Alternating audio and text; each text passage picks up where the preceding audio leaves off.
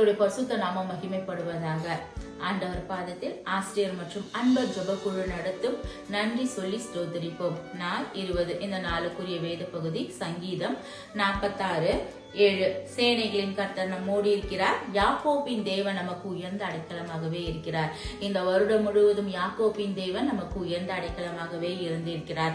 அப்படியாய் நம் சங்கீதத்தில் பார்க்கும் பொழுது, சங்கீதம் 27:5 பார்க்கும் பொழுது, தீங்கு நாளில் அவர் தம்முடைய கூடார மறைவில் மறைத்து நம்மளை பாதுகாத்து இருக்கிறார். அதே போல சங்கீதம் 31:20 பார்க்கும் பொழுது, மனுஷனுடைய நாவுகளின் சண்டைகளுக்கு நம்மளை விலக்கி பாதுகாத்த தேவனாய் இருக்கிறார்.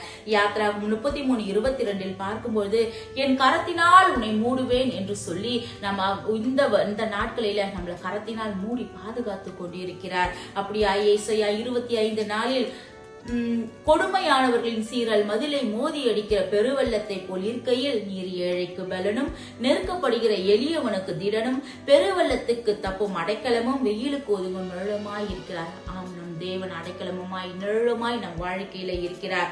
ஆதியாகமம் 15:1 பார்க்கும் பொழுது, நீ பயப்படாதே, நான் உனக்கு கேடகமும் உனக்கு மகா பெரிய பலனுமாய் இருக்கிறேன் என்று சொல்லி இருக்கிறார்.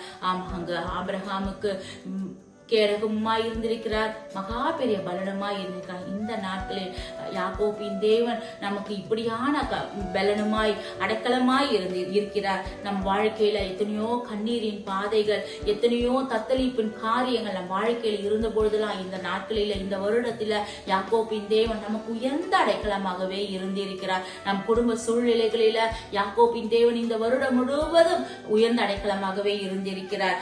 எவ்வளவு வேணும் சத்ருவானவன் எவனை கெர்ச்சித்து விழுங்கலாம் என்று சிங்கம் போல வகை தேடி கொண்டிருந்தாலும் யாக்கோபின் தேவன் நமக்கு உயர்ந்த அடைக்கலமாகவே இந்த நாட்களிலே இருந்திருக்கிறார். வெள்ளம் போல் சத்துரு வரும் பொழுது யாக்கோபின் தேவன் இந்த வருடத்துல நமக்கு உயர்ந்த அடைக்கலமாகவே நம்மளை பாதுகாத்து அவர் மகா பெரிய பலனுமாய் கோட்டையுமாய் அரணுமாய் இருந்திருக்கிறார். சங்கீதம் 46:1 பார்க்கும் பொழுது, தேவன் நமக்கு அடைக்கலமும் பலனும் ஆபத்து காலத்தில் அனுகூலமான துணையுமாய் இருக்கின்றார். இப்படிப்பட்ட தேவனை நாம் நன்றி சொல்லி நாம் ஸ்தோத்தரித்து நாம் தேவனுக்காய் நம்ம சிறு ஜெபத்தை ஏறெடுப்போமா? அன்பின் பரலோக பிதாவே, உம்மை நன்றி இருதயத்தோடு உமக்கு ஸ்தோத்திரிக்கிறோம் ஆண்டவரே. யாக்கோபின் தேவன் அப்பா, நீர் எங்களுக்கு உயர்ந்த அடைக்கலமாய் இருக்கிறீரே ஆண்டவரே.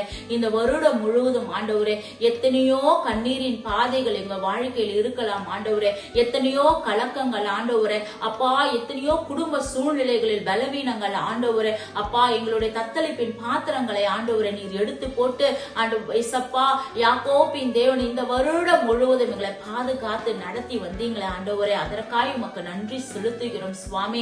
இம்மட்டுமாய் நடத்தின யாக்கோப் தேவன் அப்பா, இனிமேலும் வருகிற நாட்களிலும் எங்களோடு இருந்து நீர் உயர்ந்த அடைக்கலமாய் இருக்க போற கிருபைக்காய் ஸ்தோத்திரிக்கிறோம்ப்பா, நன்றி செலுத்துகிறோம்ப்பா. பெரிய காரியங்களை நீர் செய்வீராக. மீட்பர் இயேசு கிறிஸ்துவின் மூலம் ஜெபிக்கிறோம் நல்ல பிதாவே, ஆமென்.